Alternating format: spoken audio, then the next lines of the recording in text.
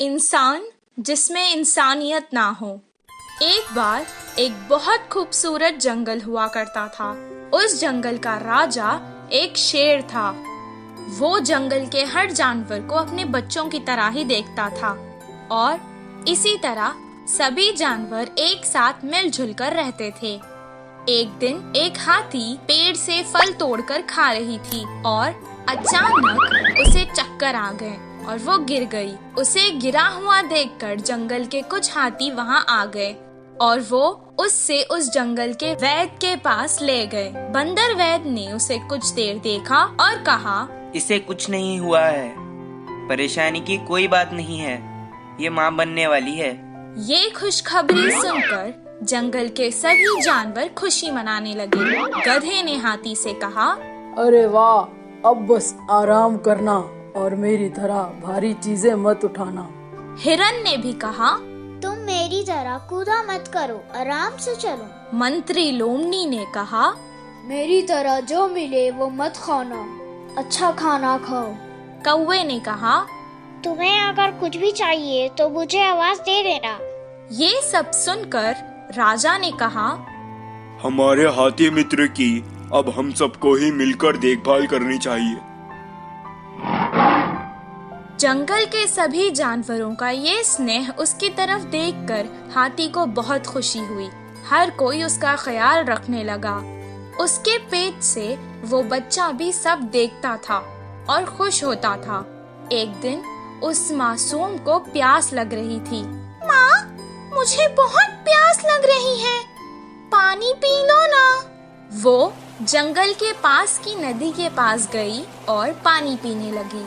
पानी पीकर वो खुश हो गई और कहने लगी, माँ, मुझे सारा जंगल दिखाओ ना, मैं देखना चाहता हूँ। तब वो धीरे धीरे चलते हुए उसे सब कुछ दिखाने लगी।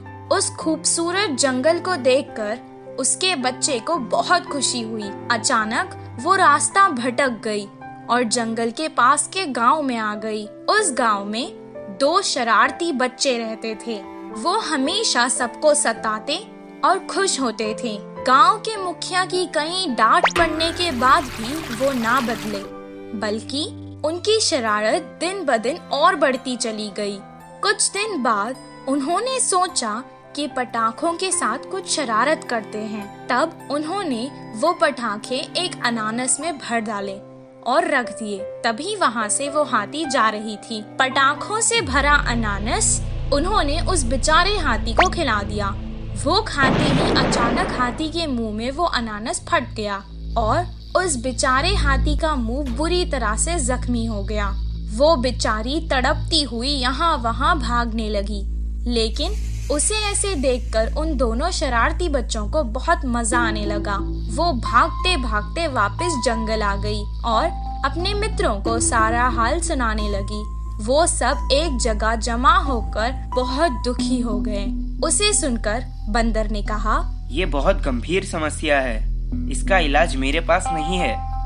कुछ देर बाद हाथी का बच्चा माँ से कहने लगा, माँ, काफी देर हो चुकी है, मुझे भूख लग रही है, कुछ खाने को दो ना। बेचारी मुंह जख्मी होने के कारण ना खुद कुछ खा पा रही थी और ना अपने भूखे बच्चे को कुछ खिला पा रही थी। वो वापस नदी में गई और पानी से ही अपने बच्चे की भूख मिटाना चाहती थी। कुछ देर पानी पीने के बाद उसने अपने मासूम बच्चे से रोते हुए कहा, बेटा, मुझे माफ कर देना, मैं तुम्हें इस जालिम दुनिया में नहीं आने दूंगी। इतना कहकर उसने अपनी जान दे दी। हाथी की मृत्यु देखकर जंगल के सभी जानवर दुखी हो गए और उस घटना के बाद कभी कोई उस जंगल से बाहर नहीं गया। इस कहानी से हमें ये शिक्षा मिलती है कि जिस इंसान में इंसानियत ना हो वो